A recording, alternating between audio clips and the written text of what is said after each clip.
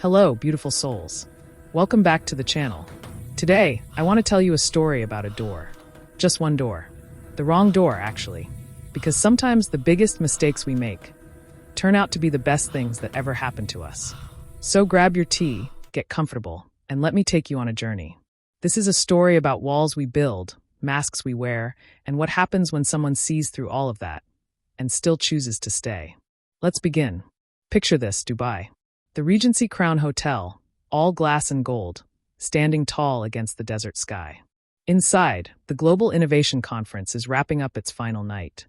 Champagne glasses clinking, expensive watches catching the light. Everyone smiling those professional smiles we all know too well. And in the middle of all this, there's Marcus Stone. Now, Marcus wasn't just anyone. He was the Marcus Stone, founder and CEO of Stone Digital Solutions. The man who revolutionized cloud computing. Billionaire. Visionary.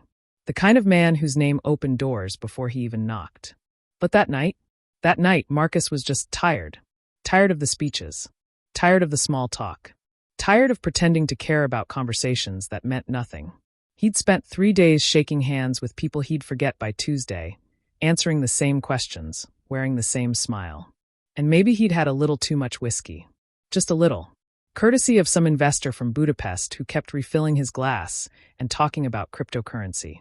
So when Marcus finally made it to his hotel floor, the 18th floor, his brain was foggy. Jet lag pressing down on his shoulders. Whiskey warming his blood.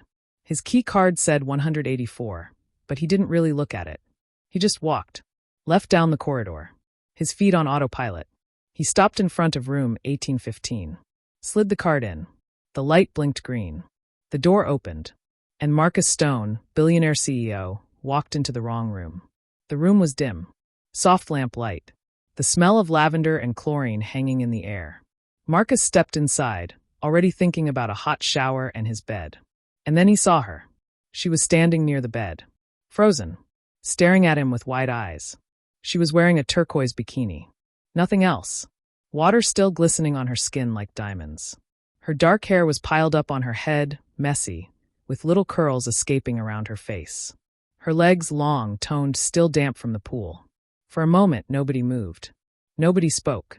The air between them was so thick, you could cut it with a knife. Marcus blinked, his brain trying to catch up with his eyes. Was this real? Was this some kind of hotel service he didn't know about? No, this was very real. And she was very angry. "What the hell?" she said, her voice calm but sharp as glass. "Are you doing in my room?" Marcus's eyes went wide. "Wait, this isn't 184? Her eyebrow shot up. "No, this is 1815. My room. You're trespassing." Reality hit him like cold water. "Oh my God. I'm so sorry. I must have." The door was open, and I thought. "I'm so sorry. The door was open because I went to get ice," she said, folding her arms across her chest. "You should probably leave. Before I scream." "Yes. Right. Of course." Marcus was already backing toward the door, hands up like he was surrendering. "I really am sorry. Honest mistake." He stumbled out into the hallway. The door clicked shut behind him, and Marcus just stood there, heart pounding. Not from fear. From something else entirely. That woman. It wasn't just her beauty, though yes, he'd noticed. It was impossible not to. But it was more than that. It was the way she stood. The power in her posture. The sharpness in her voice. The fact that she didn't scream or panic or fall apart.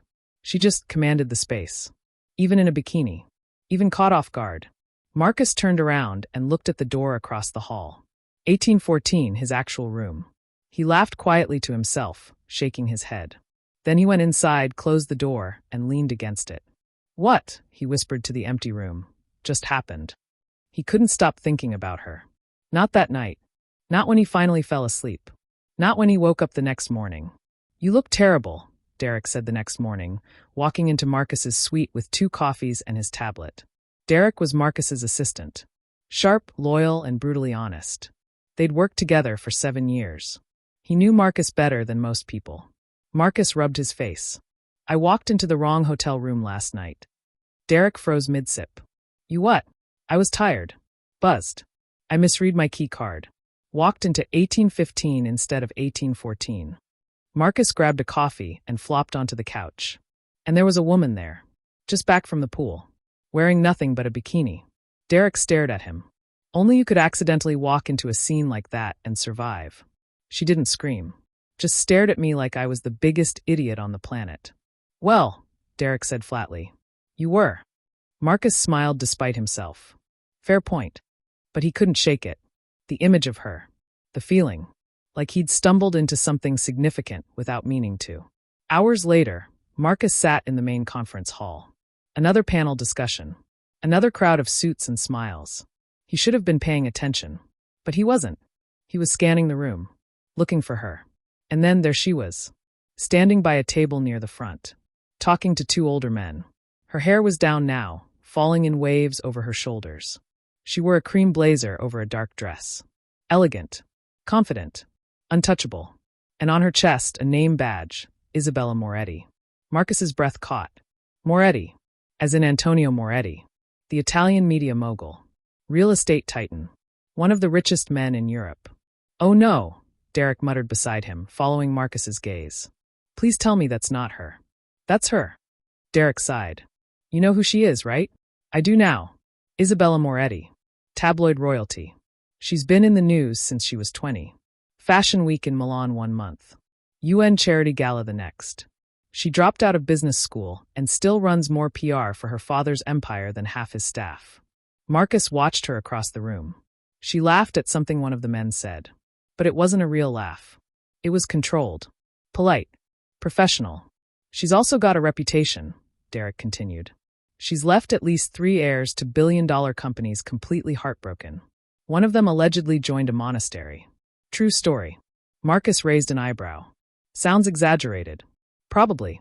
But do you want your name added to the list? Marcus didn't answer. He was already standing. Already moving across the ballroom.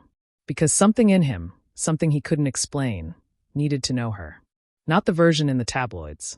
Not the untouchable heiress everyone whispered about. The real her. The woman who'd stood in that hotel room, vulnerable but unafraid. Isabella turned just as he approached. Their eyes met. And for just a second, he saw it, recognition. Maybe surprise. Maybe curiosity. She didn't walk away. Miss Moretti, Marcus said smoothly, extending his hand. We didn't get a chance to meet properly last night. I'm Marcus Stone. She shook his hand. Her grip was cool. Measured. Oh, I remember you, she said, tilting her head slightly. You're the guy who broke into my room in the middle of the night. There it was. Sharp. Sarcastic. Real. Marcus smiled. I promise I'm usually better at reading numbers. Pity, she said, glancing at his name badge. I'd expected more from the CEO of Stone Digital. Maybe all those billions have made you soft. He laughed. Actually laughed. I've been accused of worse. I'm sure you have. They stood there. The noise of the conference fading into background static. Just the two of them. Sizing each other up. For what it's worth, Marcus said quietly. I'm really glad it was your room. Her eyebrow arched. Why is that? He met her gaze without flinching. Because if it hadn't been, I might never have met you. Isabella's lips curved. Not quite a smile. More like intrigue. Bold. Persistent. I'm not impressed. Marcus grinned. Challenge accepted. She shook her head, amused despite herself. You're impossible. That's what my board says. Someone called her name from across the room. Isabella turned slightly, giving him one last look. Try not to get lost again, Mr. Stone. And then she walked away. Poised. Unreadable. Magnetic. Marcus watched her go. Hands in his pockets. His grin fading into something more thoughtful. He wasn't just intrigued anymore. He was hooked. The next evening, Marcus found her on the hotel's private terrace. String lights glowed overhead. Jazz music hummed softly. The city stretched out below them like a sea of lights. Isabella stood alone by the railing. Her hair loose. Wine-red dress. Looking both unreachable and quietly tired. Marcus approached with 2 glasses of red wine. He didn't say anything. Just stood beside her and offered one. She took it without looking at him. Persistent, she said. Predictable, he replied. They stood in silence, watching the city breathe below them. You look tired, Marcus said after a moment. I am. You don't seem the type to get tired. I don't show it, she corrected. Doesn't mean I don't feel it. Marcus looked at her. Really looked. Not at the polished exterior, but at the weight behind her words. You don't like being here, do you? Isabella took a long sip of wine. I'm not here for me. Your father? She nodded. He's in Geneva. Sent me instead. Said it would be good optics. Fresh face of the Moretti name. Youth. Charm. All that PR nonsense. Do you want it? The business? I want the freedom to choose, she said, a note of defiance in her voice. But every room I walk into, people assume I'm either decoration or bait. I get tired of being underestimated. Or over-sexualized. Or both. Marcus let that sit between them. I know what it feels like, he said, to be seen as something you're not. She glanced at him. Curiosity replacing challenge for the first time. When I was building Stone Digital, nobody took me seriously because I didn't come from money. Now they don't take me seriously because I have too much of it. I've spent my entire adult life earning respect I should have already had, then defending it once I got it. Isabella stared at him. That's the first thing you've said that doesn't sound like a line. It's not. They went quiet again. The wind played with her hair. Marcus noticed her shoulders relax. Just a fraction. The tightness in her jaw easing. This wasn't the Isabella Moretti everyone whispered about. This wasn't the Ice Queen. This was a woman who'd been on guard so long, she didn't know how to stand without armor. Why do you keep chasing me? She asked. Not coldly. Genuinely. You could have anyone in this place. Easier people. Safer ones. Marcus looked at her with complete honesty. Because you don't pretend to like me. You don't need anything from me. And every time I talk to you, I forget I'm supposed to be performing. Isabella stopped breathing. Just for a second. Nobody had ever said anything like that to her. Nobody had ever seen through her walls and chosen to stay anyway. Do you ever stop performing? She asked, almost a whisper. Marcus shook his head. Not until you. A breath escaped her. Maybe a laugh. Maybe something deeper. She turned back to the skyline and finished her wine. Then, without looking at him, she said, I don't do relationships. I don't like being vulnerable. Marcus set his glass down. Neither do I. But here we are. She turned to face him. Her eyes weren't cold anymore. They were searching. I'll disappoint you, she said quietly. Then let's be disappointed together. A beat. Another. Then she reached for his tie. Loosened it gently. Like a surrender. Okay, she whispered. One drink. He smiled. I'll take it. It was past midnight when Marcus heard the knock. He'd been standing on his balcony, glass of scotch in hand, unable to sleep. Unable to stop thinking about her. He opened the door. And there she was. Barefoot. Navy satin pajama pants. Thin gray tank top. Hair loose. No makeup. No mask. Just Isabella. I couldn't sleep, she said. Marcus stepped aside. She walked in quietly, like she was still deciding if this was okay. He closed the door. Neither of them spoke. She walked to the balcony. Hands on the railing. Shoulders rising and falling with a sigh that sounded like surrender. Marcus joined her. Waited. You ever feel like the person everyone thinks you are? She said finally. Isn't really you at all? All the time. She turned to face him. Then why don't you correct them? Because sometimes it's easier to play the role than disappoint everyone with the truth. Isabella looked away. My father used to say vulnerability was weakness. That people would use it as leverage. That the moment they saw the real you, they'd either pity you, hate you, or walk away. Marcus listened. I believed him, she continued, voice low. So I became what he needed. Cold. Calculated. Unapologetic. I stopped letting people in. And for the most part, it worked. She paused. Her voice cracking just slightly. But lately, I've started wondering if I've built a fortress I can't get out of. Marcus took a step closer. Close enough to feel her warmth. He reached out and gently took her hand. You can, he said. One door at a time. Isabella stared at their hands. She didn't pull away.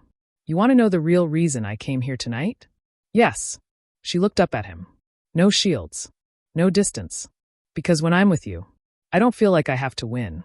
Or perform. Or be anything other than just me. Her voice faltered. And that terrifies me. Marcus brought her hand to his lips. Kissed it gently. Reverently. I'm scared too, he admitted. She stepped forward. Placed her head on his chest. And Marcus wrapped his arms around her. They stood there. Not as a billionaire and a mogul's daughter. Not as two people playing games. Just as two complicated souls, letting their guards down. After a while, she whispered, Can I stay? Marcus didn't answer with words. He led her to the bed. Pulled back the covers. She climbed in. He joined her. They didn't kiss. Didn't touch beyond holding hands.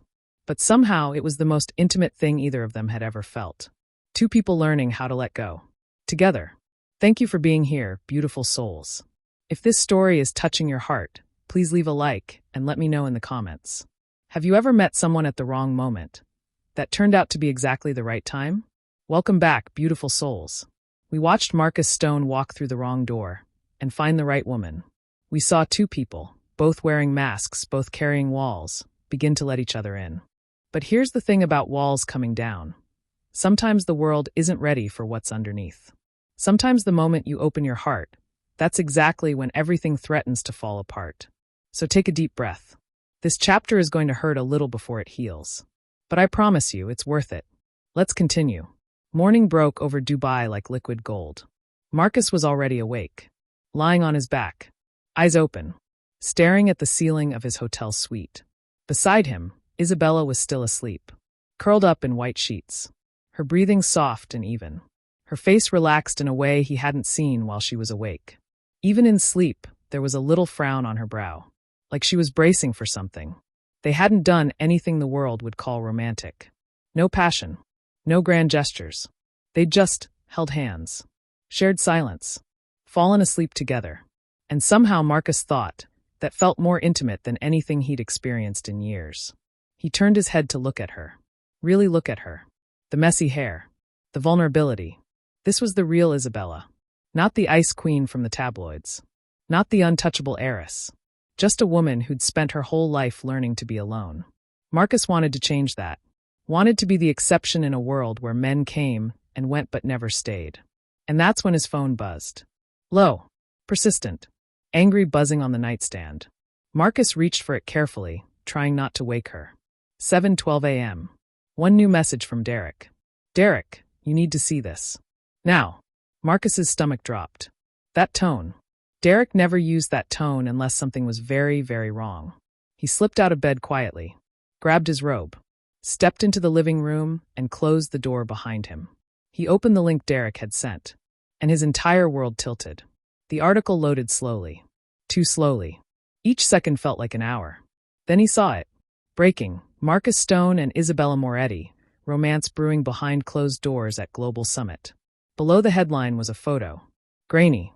Zoomed in from far away. But unmistakable. Marcus and Isabella on the terrace 2 nights ago. Standing close. Her hand on his chest. His lips brushing her knuckles. The moment that had felt so private, so sacred. Captured. Sold. Exposed. Another image followed. The two of them leaving the terrace together. No kiss. No scandal. But enough. Because the headline didn't need evidence. It just needed suggestion. Marcus scrolled down, his jaw tightening with every word. Sources inside the event claim the Stone Digital founder has been spotted on multiple occasions in close proximity to Antonio Moretti's daughter. Speculation is already circulating about whether this budding relationship is personal or part of a strategic alliance ahead of the rumored Stone-Moretti merger talks. Marcus stopped reading. He let the phone fall to the couch, rubbed his hands over his face. This wasn't just gossip.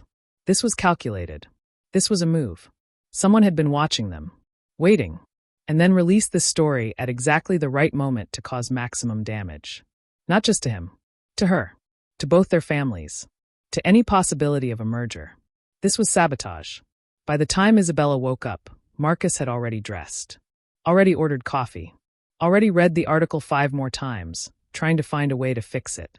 She padded out of the bedroom wearing one of his white dress shirts, unbuttoned just enough to remind him of how open she'd been the night before. How vulnerable.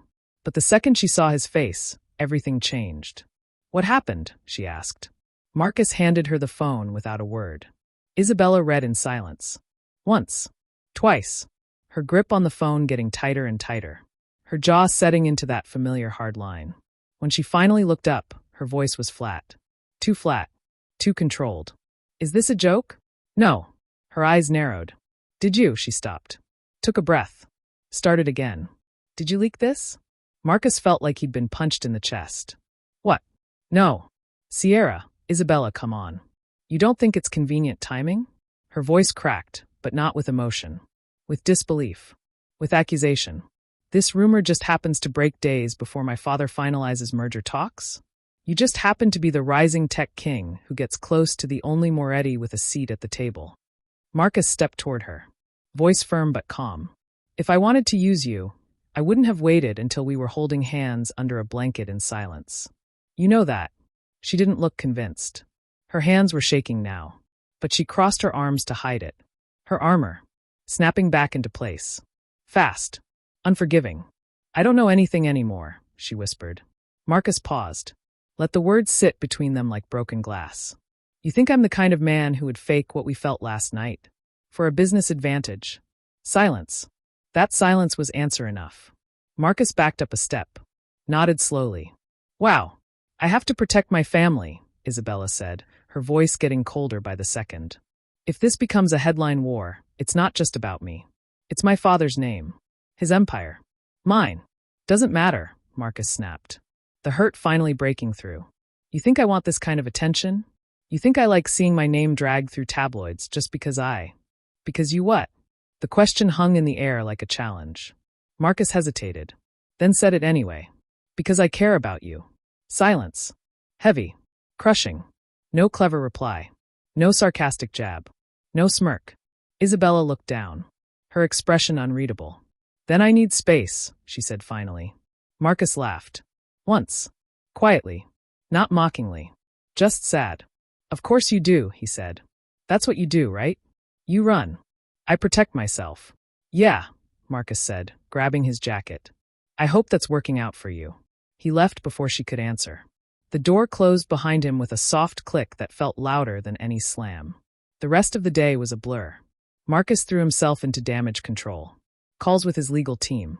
Meetings with PR, going through every possible angle. Derek worked alongside him, pulling press release logs, tracing the source of the photos. By late afternoon, they had their answer. The leak hadn't come from Stone Digital. Not even close. The photos had been traced back to an anonymous account, owned by a media firm, which was owned, indirectly, by Lorenzo Carbone, Antonio Moretti's biggest rival in legacy media.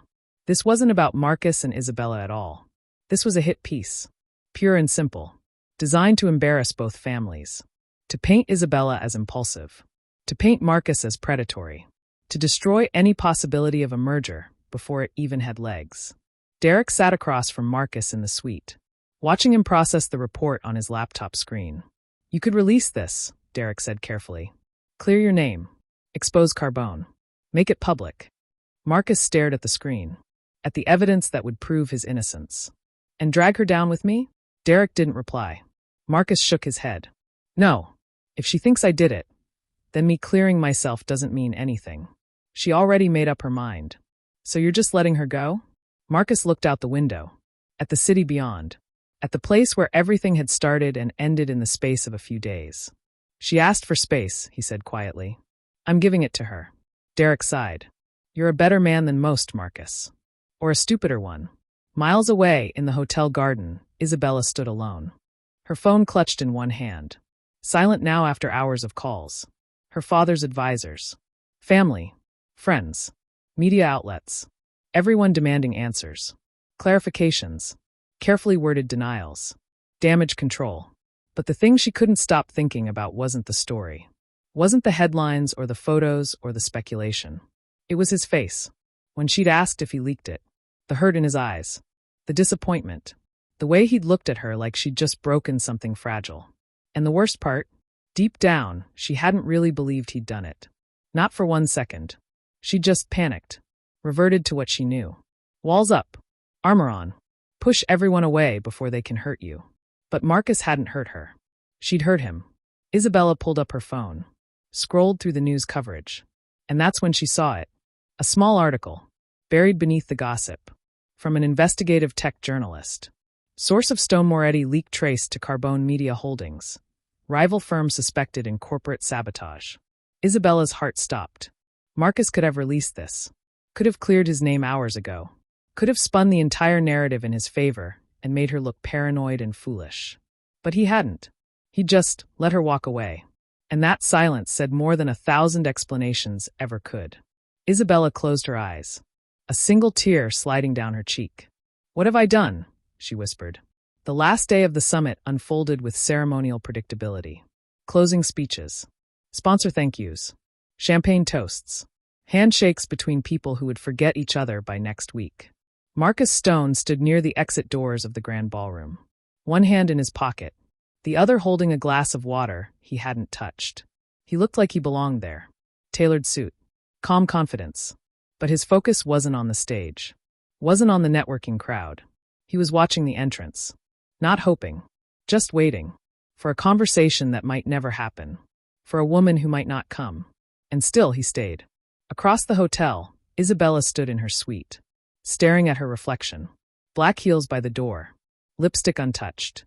Phone buzzing with another text from her father. Father, board needs assurance. No more surprises, Isabella. She didn't answer. She just stared at herself. Not at the outfit or the makeup or the name badge. She was looking through it. Through the polish. Through the performance. All week she'd been at war. Instinct versus emotion. Fear versus courage. And Marcus Stone had shaken her. Not with charm. Not with power. With patience. With silence when he could have shouted. With restraint when he could have defended himself. With vulnerability when she was ready to armor up and run. He'd let her choose. No pressure. No manipulation. Just a look that said, I see you. I want you. Even if you don't want me back. Isabella picked up her phone. Scrolled to his name. She didn't text. Didn't call. She moved. Back in the ballroom, Marcus had just started walking toward the exit when the crowd shifted. Parted like instinct. And there she was. Standing in the doorway. Long cream coat over a dark emerald dress. Hair swept to one side. Heels clicking as she stepped forward. People noticed. Whispers started. Heads turned. Phones came out. But Isabella didn't look at any of them. She looked only at him.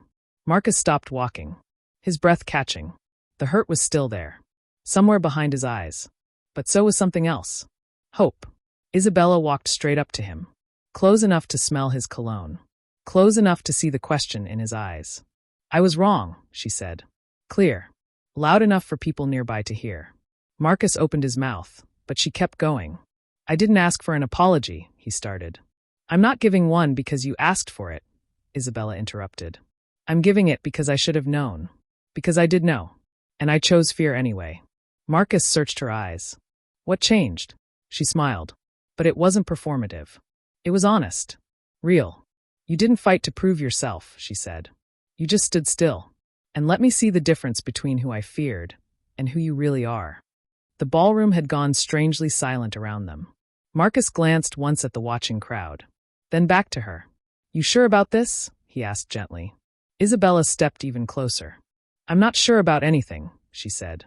But I'm done pretending I don't feel what I feel. And then, in front of an entire room of executives and investors and media, in front of 1,000 carefully built reputations, Isabella Moretti reached up, took Marcus Stone's face in both hands and kissed him. Not dramatically. Not for show. Just a kiss. Full of truth. Simple. Certain. Undeniable. Marcus kissed her back like he'd been waiting his whole life for this moment. Not for the kiss itself, but for her. For the courage it took. For the choice she was making. When they pulled apart, people clapped. Some laughed in surprise. Others whispered in disbelief. Isabella didn't care. Marcus didn't blink. They just looked at each other. Like the noise didn't exist. Like nothing else mattered. Because it didn't. Later that evening, as the summit crowd scattered and luxury cars lined up at the valet, Derek walked beside Marcus and Isabella as they left the hotel. Marcus's hand was in hers. Casual. Natural. Like it had always been there. Derek raised an eyebrow. So this is happening now. Isabella smirked. Jealous. Terrified, Derek deadpanned. But I'll adjust. Marcus squeezed her hand, then turned to Derek. Book 2 tickets to Barcelona. No press. No meetings. Just off-grid. Derek looked at Isabella. He always makes impulsive decisions after major events. Usually it's a yacht. Isabella grinned. I'm way more dangerous than a yacht. Marcus laughed. Actually laughed. Exactly why I'm taking the risk. As their car pulled up, Marcus opened the door for her.